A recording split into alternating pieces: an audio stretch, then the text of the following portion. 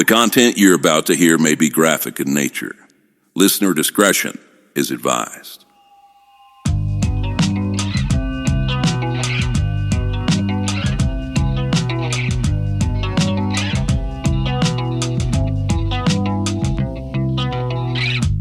Oh, how I wonder what it's like to relax. See the sky down under. Hope my plans collapse. Oh, how I'm under the surface of my tears, falling down asunder the meaning of my years.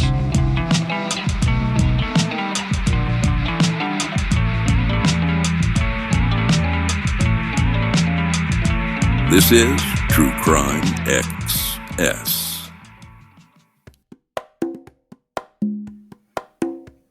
It's interesting. I get ideas from the episodes that we've done, more recently.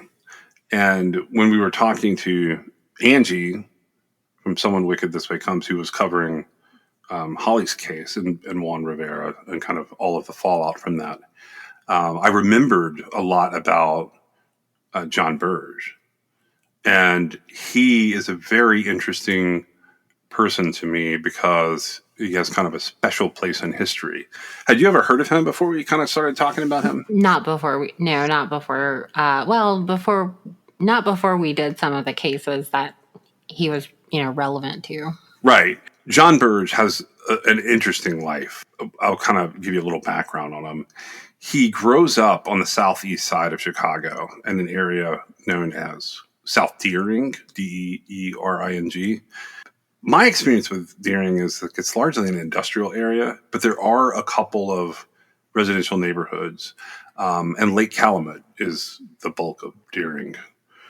The last time I looked up anything on it, which was not like a lot, I think it was 80 or 90% of that area is zoned as either wetlands or industrial. And so less than 20% of this area is zoned for residential. And I think there's some commercial stuff in there, like little commercial buildings, but I can't picture what they would be. So he grows up there. He is the younger son of a couple named Floyd and Ethel Ruth Burge. So Floyd was a blue-collar guy that worked for the phone company. Huge deal growing up working for the phone company. Ethel was a consultant and fashion writer for the Chicago Daily News, which is also kind of a cool job. So John Burge goes to Luella Elementary, and then he ends up over at Bowen High School.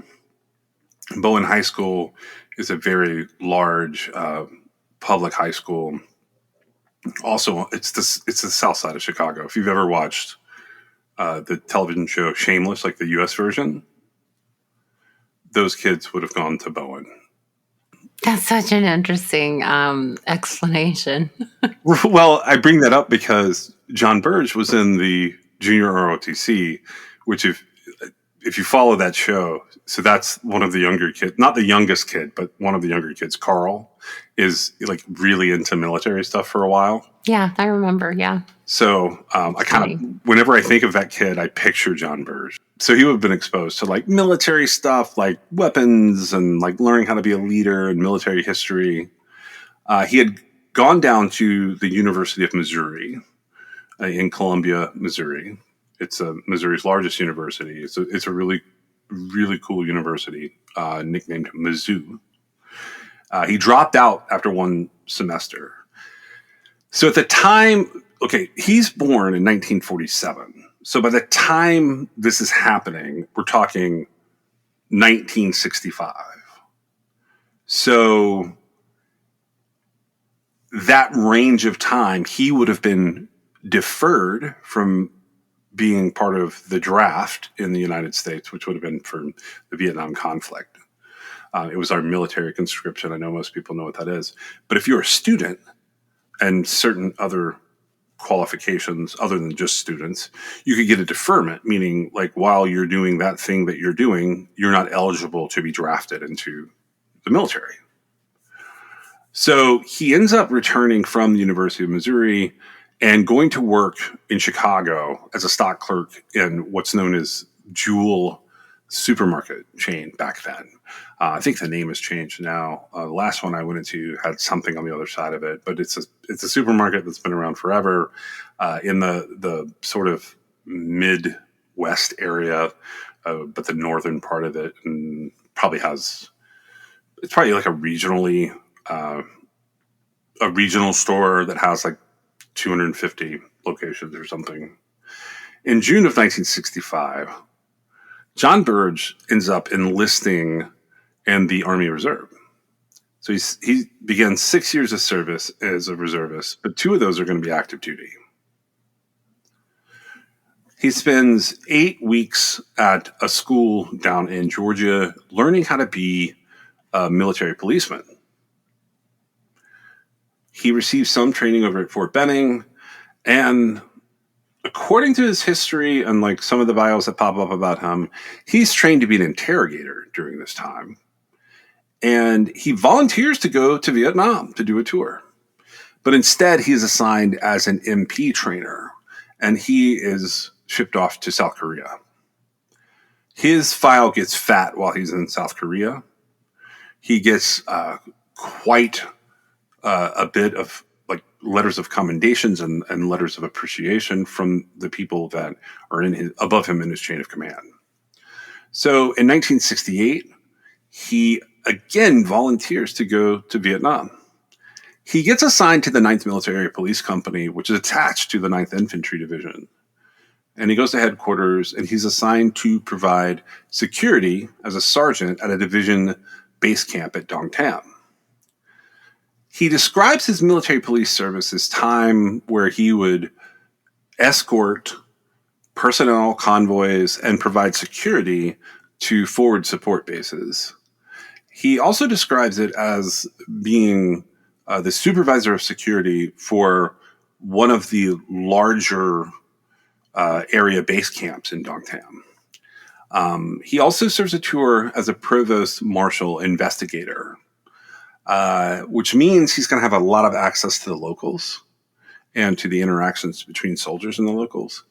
And that is going to be where it is believed he gets the most experience dealing with other people in terms of putting some of those interview techniques and tactics to use. I don't know how the language skills would impact that, or if he was mainly, working with soldiers who had translators at the time. So I'm not super familiar with how much experience he would have.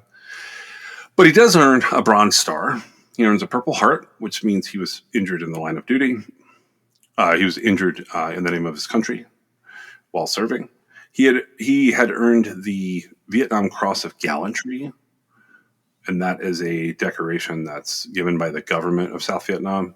And he earned 2 Army Commendation Medals for Valor. He gets these 2 awards for pulling men who had been wounded under fire to safety while himself being under fire. He's asked later on in his career about prisoner interrogation and some of the brutality or torture that went on in Vietnam. That's pretty well reported, and he claimed he has no knowledge of anything like that. He ends up being honorably discharged from the Army on August 25th, 1969. So by that point in time, he is 21 years old. And in March of 1970, when he's 22, he's going to become a police officer on the south side of Chicago. He is going to be a police officer for a very long time. By May of 1972, so you're talking 2 years and a couple of months, he has been promoted to detective. And he is assigned to the Pullman area of the south side of Chicago, to the robbery division. He does well there, and in 1981, he ends up being the commander of the Pullman area's violent crimes unit. And he stays there until 1986, when he is promoted to be a commander of the bomb and arson unit. In 1988, he moves over to Brighton Park, which is considered a step up. Location-wise, it's considered a step up. And he becomes the detective commander there. What we know him for is not all these wonderful things that he did as a police officer, which, just laying it out there, if you sign up to become a police officer and you're a good police officer, then there is in this country, there's a level of elevation. We elevate our first responders because they are out there. And for many, many years, I don't think it's the same today, but for many, many years, first responders were able to keep us safe. I think they still do some of that. I think most of the first responders that keep us safe now are largely fire and rescue. That's exactly what I was going to say. I think very few people, from the perspective of police officers, are doing the job that we think of with police. I think you're exactly right. Yeah, they're largely batting cleanup at this point.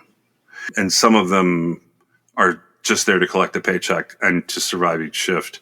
Not that there's anything wrong with that, but I don't think it's exactly what people picture when they picture police. We are having, I would say that, I don't know that I feel like it's sort of like an existential crisis in the balance of making a police force that is what we need. Almost. I don't know if that makes sense or not, but it's really a delicate balance that we have not achieved. Yeah, we have not achieved it, and it's a lot worse than people think. There's a lot more, I think at one point you had asked me about incompetence versus corruption. Yeah, and we've talked about that quite a bit. Where's the line, right? Yeah, because when things go wrong, there's people that just, they're not doing the job at all, or they don't know how to do the job, or they're doing it wrong, which would be incompetence, right? And then there's people who look at a situation and they say, I know what's right, but I'm not going to do that. And that's, corruption or malfeasance. Yeah. So for today, the source that I use the most of is out of The Guardian from 2019, which The Guardian at times can be a dubious source. This is a really old article. It's 6 years old, by a guy named Peter C. Baker. And it's an interesting article that kind of outlines the rest of what we're going to talk about here. And I'm going to read the opening to it because it's fascinating to me. The title of this is, "In Chicago, reparations aren't just an idea, they're the law." And at the top of the article, in the big banner page that headline articles frequently get, is a Chicago police badge. It says "Urbs in Hortu" on it. It opens with, "What do you know about John Burge?" On the morning of April 16, 2018, Juanita Douglas is asking her students a question that she's never asked in a classroom before, even though she's taught for 24 years in Chicago's public school systems. She'd been preparing to ask this question for over a year, and she knew that for many of her students, the conversation that followed would be painful, disorienting. She didn't like the idea of causing them pain. She didn't want to make them feel overwhelmed or lost, but she thought, or at least hoped, that in the end, the difficulty would be worth the trouble. It was only second period. Several of Juanita's students were visibly tired. A few of them were leaning forward or slumped with their heads on their desk. Some were stealthily scrolling or texting through Snapchat. Others were openly scrolling or texting. After a few seconds, Juanita repeated the question, "Do you know John Burge?" There was a ragged chorus across the class of no's, nopes, and nahs. "Tell me again what year you were born," said Juanita, who was 54 at the time. She likes to remind her students playfully that they don't know everything about the world. 2000, 2001, 1999. She said, "Okay, well, welcome to Chicago." Juanita Douglas switched off the lights and played a video. Who was John Burge? Well, the video supplied the answer. Burge was a former Chicago Police Department detective and area commander, and between 1972 and 1991, he either directly participated in or implicitly approved the torture of at least, and this is what is thought to be an extremely conservative estimate, 118 Chicagoans. Burge and his subordinates, known variously as the Midnight Crew, Burge's ass kickers, and the A-Team, beat their suspects, suffocated them, subjected them to mock executions at gunpoint, raped them with sex toys, and hooked electroshock machines up to their genitals, their gums, their fingers, their earlobes, overwhelming their bodies with live voltage until they agreed, yes, they'd done it. Whatever they'd been accused of, they would then sign the confession. And I think that that is something that people miss in the world. There's this period of time, and I think today crime stats and con stats are reflective of the last 20 years. So we're almost out of this, like this, this time where there are unrealistic expectations of police percentages of solved versus unsolved, or what would be known as the closure rates of crime.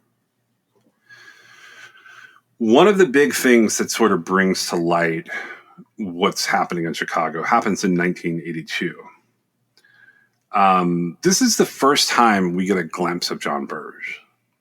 In February 1982, there were multiple shootings of law enforcement officers on Chicago's South Side. There were 2 Cook County Sheriff's deputies who were wounded. There was a rookie Chicago police officer who was shot and killed on a Chicago Transit Authority bus. That was on February 5th of 1982. And on February 9th of 1982, a person on the street grabbed the police officer's gun and shot and killed the officer and his partner. This incident occurred in the area that we were talking about, we call the Pullman area. At the time, Burge was a lieutenant, and he was the commanding officer of this area. There was a lot of pressure put on Burge from his chain of command and the police machine, so to speak, in general, that he had to solve these crimes. Also, there's always been a blue line where when something happens to an officer, there are certain things you do and don't do, depending on which side of that the officer appears to be on, where you have a certain type of loyalty among police officers. According to everything I've read, Burge was eager to catch these people that were responsible, particularly for this double homicide of 2 police officers. He launches a massive effort to go out and start picking up suspects and arresting them. Here are some of the things he's alleged to have done during that time. The initial interrogation procedures included shooting suspects' pets, handcuffing subjects to stationary objects for days at a time, and holding guns to the heads of minors. Okay. Just going to throw this out there. We get a lot of people from this time who were building on legacies that had been occurring over the last 20 years. One of those people that ends up speaking out in this situation is Jesse Jackson. At the time, he was a part of what was known as Operation Push, which is also a part of the National Rainbow Coalition. It is an organization that he founded. And Rainbow Push is like still his baby, that was pursuing social justice and specifically was looking at civil rights of individuals. And it is largely considered to be one of the foremost political activism organizations, with Push and Rainbow being together in the country. The Chicago Defender spoke out about this. So it's now online, but the Chicago Defender was a very important newspaper campaigning against the police and violence, but particularly campaigning against racism, that was founded by a guy named Robert Abbott in Chicago in 1905. It's primarily an African-American newspaper. Until it went completely online, this was an important paper for so many reasons. I think it went completely online in 2005, but it was like a a physical piece of paper you could pick up at local newsstands. And it provided a lot of inside information that today we get in the form of like Facebook notifications and Instagram like reels. It was the first viral documentation of the police and how police treated particularly African American people, but they weren't limited to that. They would also focus on just how police were treating people in general. What was happening with John Burge in 1982 also outraged Black Chicago police officers. There was a man at the time named Renault Alvin Robinson, who he served as a police officer from 1964 to 1983. But what he did on the side is the important part here, and that is he was the president of Chicago's Afro-American Police League. He characterized John Burge's, quote, dragnet as sloppy and based and rooted in racism. Jesse Jackson complained at the time that he felt like the Black community in Chicago had been put under martial law. Eventually, the police capture suspects for this February 9th double homicide. And they do it in a weird way where they're basically identifying a group of people as suspects. Tyrone Sims, he is originally being held related to it, but he identifies a guy that's called Kojak as the shooter. Kojak is a man named Donald White, and he ends up being linked to Andrew and Jackie Wilson, who it's believed he committed a burglary with Andrew and Jackie Wilson on February 9th, 1982, prior to taking the police officer's weapon and killing the police officer and his partner. So they finally get a hold of Andrew Wilson on February 14th, 1982. So Valentine's Day. They bring him in for the murder of the two police officers. By the end of the day on February 14th, 1982, Valentine's Day, he's taken by police and he is admitted to Mercy Hospital and Medical Center, which is like a 400-bed hospital it's a Catholic teaching hospital in Chicago, Illinois. He has lacerations on various parts of his head, including his face. He has massive chest bruises, and he has second-degree burns on his thighs. There are more than a dozen injuries that are documented as being caused while Andrew Wilson is in police custody. So during a 2-week trial in 1983, Andrew Wilson ends up being convicted of the murder of the two officers, and he is given a death penalty sentence. His brother, Jackie Wilson, he's convicted as having been an accomplice and accessory to the crime, and he's given a life sentence. They both appeal their convictions. And in 1985, Jackie Wilson's conviction is overturned by the Illinois Appellate Court because his right to remain silent had not been explained properly by the police who were arresting them. There is some really interesting coverage of this particular issue, if you decide to go down the rabbit hole of John Burge, where the local press and all of the police unions and organizations at the time who weren't focused on criticism of the police, they lambast the judge for this. And they say that the judge has made an error here, not bothering to point out that the police were the ones who caused the issue. So Andrew Wilson had unfortunately been given a death sentence, and his case, because of that, ends up not being reviewable in the appellate courts. It has to go directly to the Illinois Supreme Court because it's a capital case. And at least at the time, they were taking capital cases, which is any case where you can be executed, seriously. But in April 1987, the Illinois Supreme Court overturns Andrew Wilson's conviction. with a ruling that his confession had been coerced involuntarily from him while he was under duress.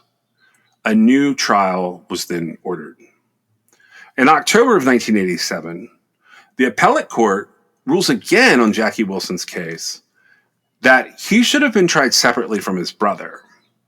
He ends up being convicted as an accomplice at his second trial, but the court rules that evidence against Andrew Wilson, which is related to other matters that the police had warrants for and wanted to talk to him about at the time, had been incorrectly admitted at his trial on murder charges. So his case is going back to the lower court for a retrial. June 1988, Andrew Wilson goes on trial a second time, and he is convicted again. But after 5 days of deliberation, the jury is unable to agree if Andrew Wilson should be eligible for the death penalty. There are 10 women and 2 men on the jury.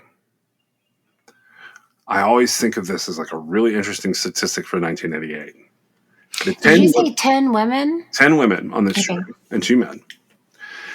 10 women voting on whether or not to give Andrew Wilson a recommendation for the death penalty. They're in favor of it. They're in favor of imposing the sentence of death. And the 2 men on the jury oppose it. Interesting. So the following month, Andrew Wilson is ultimately sentenced to life imprisonment. In 1989, so that's 7 years after his arrest, and it is a little more than 6 months past the time he's convicted for the second time and sentenced to life in prison, Andrew Wilson has attorneys who file a civil suit on his behalf against 4 detectives, including John Burge. They also file against the former police superintendent and the city of Chicago.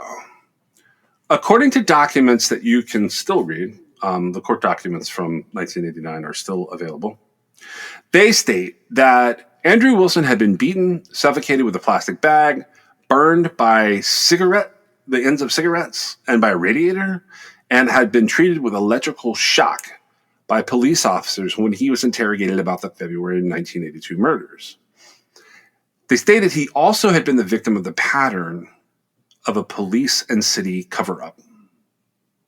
This civil trial begins in February of 1989. Jury selection happens pretty quickly. The original 6-person jury, which is what at the time Illinois was using for civil trials, consisted of 2 women and 4 men. And it was made up of 3 African Americans, 1 Latino person, and 2 white people. Burge gets on the stand March 13th, 1989. And John Burge, for his part, denies that he had anything to do with injuring Andrew Wilson during questioning. But he goes a step further and says that he also had no knowledge of any such activity by other officers. The lawyer for Andrew Wilson at the time is a guy named G. Flint Taylor, and he works for an organization called the People's Law Office. The People's Law Office, or PLO, is a law office up in Chicago that focuses on particularly public interest law, specifically representing clients they believe are, for some reason, in the crosshairs of a government official or government agency. They were founded in 1969, and I'm just going to use that to say they were founded in an era where civil rights were changing, and they were largely there to try and do something about that. They're one of the original big civil rights public interest law firms, particularly in Chicago. They start to receive anonymous letters during the trial from a person who says they're a police officer who had worked with John Burge. That person claims that this is a huge pattern of police torture of African-American suspects. And obviously, at this point in time, we're in the late 80s, right? It was astounding to me that this is even an issue, because you have to think about, we're way past the point where, it had been fundamentally established that you have the right to remain silent, right? Right. Okay. That means that police can be, you can be a suspect in any crime, and you can sit there and you cannot say a word. Okay. And obviously, any form of torture, anything, if they don't have enough to arrest you right then, right, they have to have probable cause to arrest you, this is something that, obviously has evolved over time. But most of the time, before any interrogation starts, there's not enough, right? Right. Which is why you're being interrogated. Right.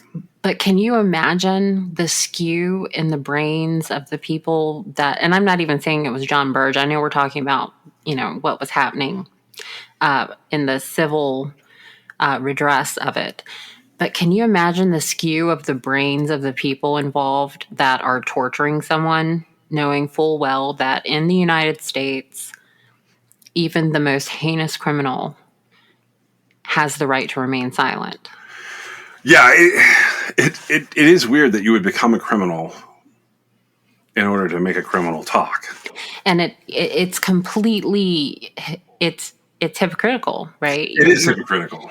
And it seems like it shouldn't have happened at this point in time in our history, right? As far as because civil rights had come a long way. I mean, obviously it wasn't, 2025, but in the 80s, we had come, well, actually, I thought we had come farther than we had, clearly. Right. But it is disheartening to hear about such because, and it's ironic, too, that, it was overturned because even if they had read him his rights, they had Mirandized him. If you've got somebody burning holes in you with cigarettes and electrocuting you and whatever, suffocating you, you don't feel like you have the right to remain silent anymore. Yeah, no kidding. I mean, even if you did the crime in the first place, the whole point is preserving the process so that justice can be... That is my point exactly. Yeah. You're allowed to sit there and not say a word, and they're not allowed to touch you. Because if they touch you, and they're bullying you or torturing you into talking, of course you're going to say what they want you to say.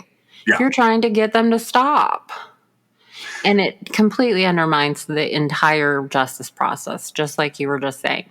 But the fact that and I'm not saying that it doesn't happen. I'm sure things happen now. But the fact that I do understand police get a little more, I don't know what the word is, but they get a little more determined to solve crimes that involve other officers dying, right? That kind of thing, the blue line. But they can't, you are just a person with a gun and a badge, but you've sworn an oath to serve and protect. And that, unfortunately for them, that includes the people you're sitting there talking about possibly committing this crime, right? Right. Okay. And you become a criminal. And what you're doing is just as criminal as what the person that you're accusing of having committed a crime did, if they did it, right? Yep. And it's like they just, it doesn't matter to them. They're going to do whatever it takes to get what they want them to say out of their mouth. And it's so wrong, right? Yeah, and to give you a really good example, before we come back to the civil thing, of exactly what you're talking about, in this video that we're showing to a classroom, Juanita Douglas is, the members of the Midnight Crew are established in this video as being predominantly white and largely being, even though they're all white men, they're largely being led by John Burge. But almost all of their victims are black men from the south side and west side of Chicago. Some had committed the crimes, and they were being forced to confess to the crimes, but many had not committed the crimes. So you have this different problem that you're getting the same results out of anyone if you're using these particular methods. You absolutely are. Not to mention the fact that you or I, being suffocated, sitting in there, we would have been confessing to crimes to get it to stop. Yeah. So because you're going to die otherwise, right? Right. And the constant question, we're using an electroshock machine that they had nicknamed the N-word boxes. They should have never had that to begin with. Right. The video is going to show us one of the victims, a guy named Daryl Cannon. He talks about it. He talks about it from the perspective of being hauled by cops into a basement. He said that he wasn't a human being to them. He was just simply another object at the time, a subject of theirs, that they had done this to many others, and that it was like they had developed this routine to the point that it was fun and games. And he said, I was just, quote, an N-word to them. That's it. And they kept using that word like it was my name. So this is, kind of swinging around to give an example. But no matter who you put on a box like that has like a car battery in it that you're hooking up to their body parts and you're sending electrical shock to them, innocent, guilty, doesn't matter anymore. It's just a tortured person giving you a response that you want to hear. Right. And it's absolutely never okay, because regardless of the crimes that you've committed, and I realize that this is controversial. However, in the United States of America, you commit crimes and then you have the right to remain silent about your crimes without being bullied. Right. And the reason we came to this conclusion was not because we need to be just people. It was because at some point people started to realize, and that those people were judges, they started to realize that even if they were the person being tortured, there's no reliable way to know what they would say and whether or not it was the truth. So, Absolutely. But see, that's also why once you sit there and remain silent and they gather evidence, right. they either get it, the case goes cold and there's no further leads, or they do. And see, I think, especially in this, what we're talking about here, this scenario, it was actually easier just to torture these poor people, right? Well, that's what skewed the CompStat statistics that I was talking about, was you're closing cases, but yes, that percentage goes up, but clearly you're doing it this way, so you have no idea if that's real or not. Exactly. And see, the fact that they wanted confessions, and I do understand, and I can sympathize with the idea of how many cases might go unsolved if it weren't for the false confession, right? Which It's not solved anyway, right? But when you gather evidence, you don't need the defendant to confess. And it certainly is I think it's very unhelpful to get all these false confessions under duress, right? Yes. And I can't even imagine.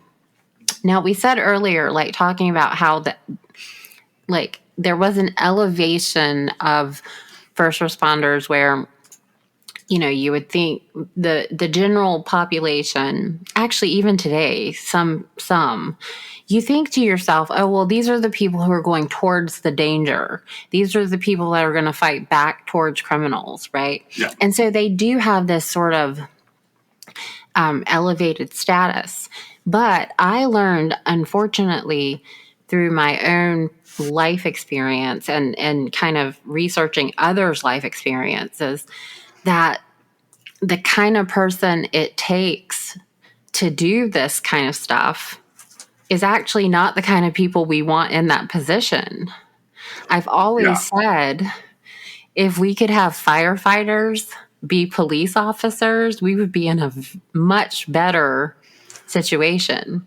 And I mean that too, because, firefighters, they run towards the burning building. Right. And they get the people out. They save people. And firefighters have absolutely no reason to interrogate anybody for any reason, right? Yeah. And when you get to be a police officer, which we've talked endlessly about this, the skew of you're trying to solve something and you're going to do whatever it takes, even if you've got tunnel vision, you're on the wrong path, whatever, right? You're going to solve it. And none of that is any kind of justice, right? And the type of person, I don't even see, I do think perhaps the military experience involved with John Burke, I think that probably comes into play there. But I don't even see how you take your average rookie law enforcement officer today, they wouldn't be able to stomach that what they were doing to these people. Yeah, we put way too much emphasis on confessions and statements anyways, like during this time in the world. And I'll just go ahead and tell people my opinion on that, which I've talked about like different ways on the show. My opinion is that largely statements that you get from people, not just people accused of crime, but people in general. Witnesses, yeah. Yeah, witnesses, relatives, whatever. They're skewed to that person's perspective. So you need the statement from the perspective of getting their perspective. But largely, all the people that you think are lying might be lying, and all the people you think are telling the truth might also be lying. So at the end of the day, what you're really trying to glean from statements is you're looking for information that will point you further down the trail. You're not actually looking for conclusions from the statements, which is a mistake that at this time, John Burge and all these offices are making. They're trying to get conclusions out of their statements and their interrogations and their torture because they don't know that, like, that's not the end of the road.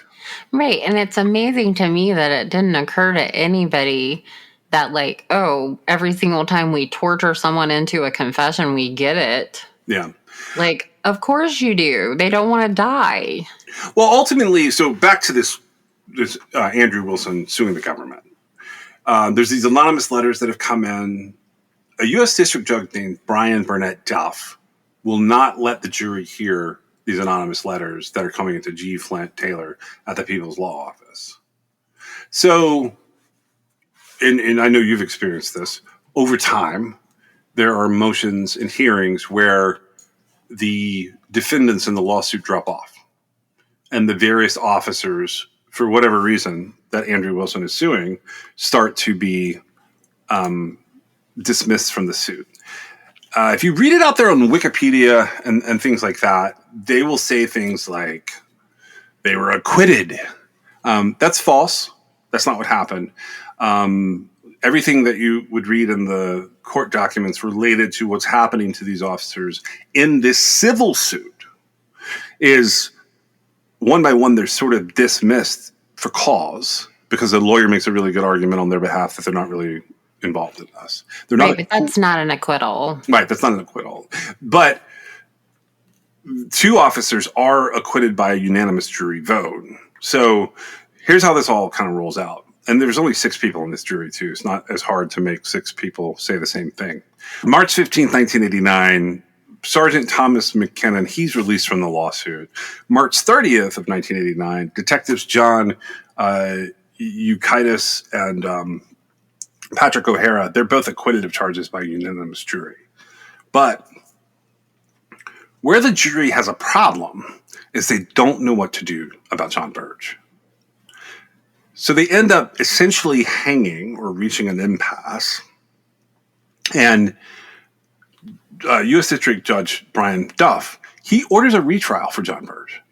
He also orders the former police superintendent who's involved, which is a guy named Richard Brezcik, and the city of Chicago, like, all to be tried again related to this. The 2 outstanding civil charges against Chicago are conspiracy and whether the city of Chicago's policy toward police brutality contributed to what happened to Andrew Wilson and the injuries he received. The second time this goes to trial, June 9th, 1989, lasting 9 weeks, they let John Burge off the hook, and they do acquit him. But in this verdict of the civil case, as much as they let these guys off the hook, they found that Chicago police officers employed a policy of using excessive force on black suspects. How that happens, I could not tell you. Why they let these people off the hook, but then find that there's a policy of using excessive force, couldn't tell you. I would say that it had to do largely with legal doctrine of immunities. Yeah. There are, and I realize that there are, I guess, official sources saying acquittal of charges, but you have to keep in mind there are no charges in a civil case. There's accusations, yeah. And they're following guidelines of, actions of law, basically. And so it's not, in my opinion, I don't think acquittal is the appropriate word. I do realize it's used. I also realize charges is used in civil cases. I don't think that's appropriate. There's no criminal penalty at stake here. It's all it's money. going to be is going to be a financial redress, right? Right. There's heavy litigation boundaries in what you can actually get Right. legally redressed, and it's not a lot. Like, it's very, very hard to actually bring civil redress against law enforcement officers acting in their official capacity. It's nearly impossible. And that's another thing that I always keep in the back of my mind that kind of, I think, bolsters these law enforcement actors that are like doing the wrong thing. There's a padding that protects them from There is. actually facing any sort of redress about it to begin with, which, you know, and that goes way back to a woven web that's hard for a normal citizen just wanting to live their lives to completely put together. For example, electing a sheriff, electing a mayor that has a board of aldermen or city council that elects or appoints a chief of police, right? Yeah. It's a kind of a top-down look at how these end up happening, right? You got to make sure the people that are in control of the decisions that are being made that are affecting the everyday citizens in this way, that they share beliefs that the community want to have enforcing the law in their community, right? Yeah. Well, so you would think, with everybody being acquitted and only Chicago being affected by this, stating that Chicago is essentially found to have been employing a policy of excessive use of force on African-American suspects, you would think that the police would be like, all right, we got away with that one. We should stop. Change what we're doing so we don't have that happen again. But instead, they're emboldened by these verdicts. And right, which is exactly what I just said. There's a big padding. Yep. And that is the padding that Meg was just talking about. So what happens is a lot of people paid attention to these trials. And they were like, there seems to be something to all of this. It just seems like not enough evidence and documentation of this was brought forward. And that makes for kind of a challenge accepted by the local press. The Chicago Tribune and the Chicago Reader start paying attention to what Chicago police are doing.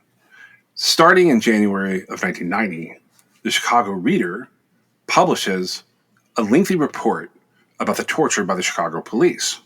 While this is happening, they're doing every other week this massive amount of work. Additional materials published by the Chicago Tribune. Multiple civil rights activists and victims of John Burge start to push for disciplinary action against the officer. Danny K. Davis, at the time, is running for Chicago mayor. He is going to be up for the Democratic primary, February 26, 1991. And he decided that he was going to make police brutality and excessive force in Chicago an issue of his campaign. He said that he would seek an independent citizen's review of the police department. And January 28th of 1991, Amnesty International called for an investigation into police torture. So when the city's mayor, Richard M. Daley, seemed reluctant to initiate an investigation, Danny K. Davis had an interesting way of responding. His response was he believed the city and the mayor's office might be involved in the police cover-up. Eventually, after some pressure by citizens organizations and various civil rights organizations and anti-brutality organizations around the country, the police department resumed an internal investigation. In 1991, a man named Gregory Banks filed a civil suit for $16 million in damages against John Burge. He included 3 of his colleagues and the city of Chicago for condoning brutality and torture. He said that in 1983, he had falsely confessed to a murder after being tortured by police officers. He said that they placed a plastic bag over his head, put a gun in his mouth, and performed other acts. He claimed that officers abused 11 other suspects, including using measures such as electroshock which at this point, we have expanded beyond just the box for the electroshock to cattle prods. This suit is brought by the People's Law Office attorneys. So, same people that had 2 years earlier represented Andrew Wilson, they've had 2 years to be mad about how that went in terms of the officers and to investigate and to find as much information as they can, including to utilize what the Chicago Reader and the Chicago Tribune are publishing. So the suit itself describes 23 incidents against Black and Hispanic suspects between 1972 and 1985. In the suit, they named Sergeant Peter Dignan as one of the officers involved in the abuses. For the record, Dignan is going to be promoted and out. I think it's in about 1995. That's going to be after the city of Chicago settles out of court with Gregory Banks. It makes everybody a little crazy. When they do that, the suit's closed off. Chicago settles, and all of that information is not out there. Until 1993, a man named Marcus Wiggins files the third lawsuit against John Burge in the city, and he says that when he was 13 years old, he was subject to electric shock during an interrogation, and he was forced into a coerced confession. I'm going to pause there for a second. He's 13 years old. Never should have happened. Never should have happened. Today's juvenile courts go out of their way. And, I get it. I get some kids are out committing crimes or whatever. It's the treatment after they've committed the crime that I am against. I'm not saying they shouldn't be punished. I'm saying they shouldn't be tortured. But our system of justice, the punishment that is used is not cattle prods. It's not suffocation, electroshock. All of this stuff is wrong. Right. Without question, you commit a crime. If they figure out it's you and you're brought in, you have a right to sit there with a smirk on your face. So that's exactly what's happened. And at this point in time, when Marcus Wiggins files his suit, it opens up the police files. And we learn a lot about the Chicago Police Department's Office of Professional Standards. So if you don't know what that is, just think in your head internal affairs. That is the Office of Professional Standards and Responsibility. And every single police department across the country, that's what they name them in order not to isolate officers from becoming investigators in that division. And what the Marcus Wiggins suits ends up revealing, so by 1993, is that in November of 1991, they had acknowledged that they had a request for action against Burge in October 25th, 1991. This was a common precursor that would usually lead to a police dismissal. So a firing. It's like an internal matter. And the reason everything with police departments is an internal matter is so reports like this do not become public.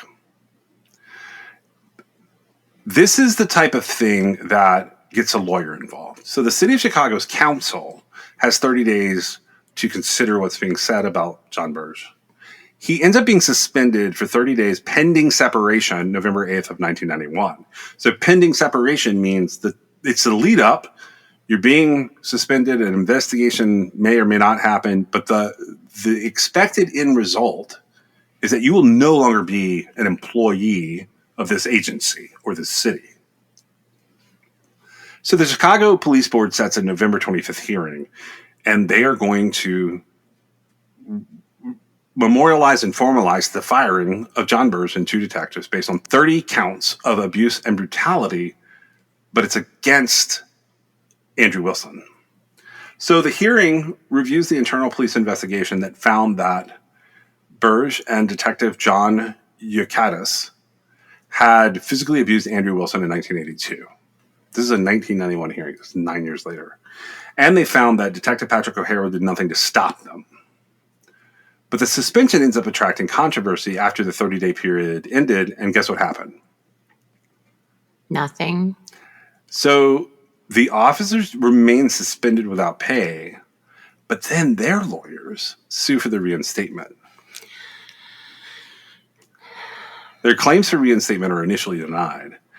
During the hearing, more internal reports, which have been suppressed by the police department for years, reveal earlier police review findings that criminal suspects were subjected to systematic brutality in the Pullman Area Detective Headquarters for more than a dozen years, and that supervisors and commanders in the chain of command had full knowledge of the abuses. Well, of course they did. They couldn't have gotten away with that. In February 1992, multiple victims are brought in to testify against John Burge. And they end this internal hearing in March of 1992. The Chicago Police Board finds John Burge guilty of physically abusing an accused murderer 11 years earlier, and it orders him fired from the police force on February 10th of 1993. The other two, Detective O'Hara and Detective Bukaitis, are given 15-month suspensions without pay and then reinstated. So that is like the civil/employment law equivalent of time served. Does that make sense?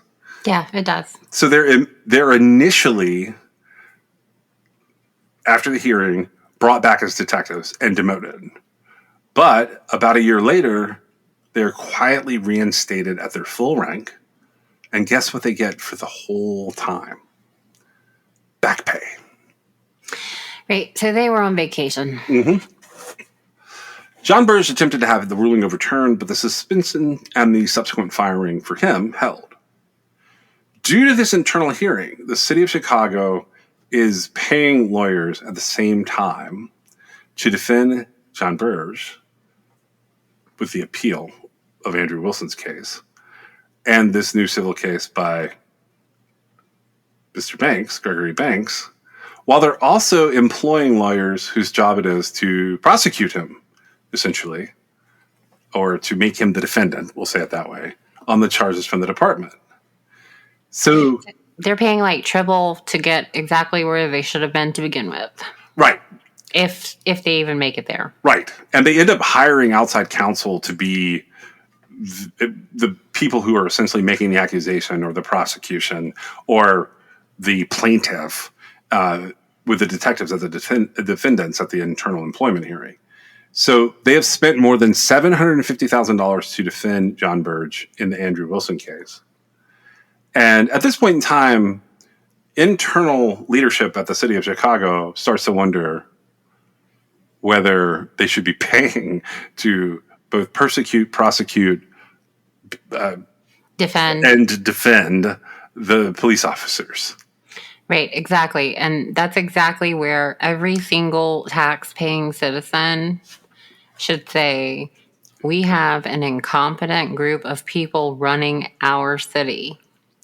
Yes. And ultimately, what was happening with Andrew Wilson is going through the appellate courts. And in 1993, so after this, he is granted a new hearing in regards to the civil case against John Burge by the 7th U.S. Circuit Court of Appeals. And that's mainly because of what's been going on in the meantime. It's based on the fact that during the 1989 civil suit, the officer's defense had worked to immerse the jury in details of Andrew Wilson's crimes. But they did not respect what was deemed to be a suspect's right to be free from torture and the correlative right to present his claim of torture to a jury that had not been whipped into the frenzy of hatred. So they made everything seem so terrible that he had done that everything that happened to him seemed totally normal. There's a lot more about John Burge out there. I think that's enough for today for one episode on him. It's a lot of information to get just through his firing. But in some ways, it's sort of the tip of the iceberg or the beginning of the snowball. But he does end up leaving the police force in 1993 because of his treatment of Andrew Wilson and the subsequent discovery that these guys had been operating for 10 years as torturers. It's alarming. It is a lot, but it is very alarming. And I don't know if you saw something I looked at. There was a gigantic picture of a cattle prod. Yep. That was used. by John Burge, even. Yeah. And I just thought, wow, it's really hard to wrap your mind around any situation where you've got law enforcement authorities thinking this is a good idea. Special consideration was given to True Crime Excess by LabrattiCreations.com. If you have a moment in your favorite app, please go on and give us a review or a 5-star rating. It helps us get noticed in the crowd. This is True Crime XS. You fall like the stars. I break things like guitars. Thick skin, no scars. We're in trouble, we took it too far. I don't want to go, but it's 'cause I'll disappoint ya. It's all I've ever dreamed of, something I cannot let go of. I hate the competition, this culture's like a gym, and I lost the motivation to get fit in your expectations. True Crime Excess is brought to you by John and Meg. It's written, produced, edited, and posted by John and Meg. You can always support True Crime Excess through Patreon.com, or if you have a story you'd like them to cover, you can reach them at TrueCrimeAccess.com. Thank you for joining us.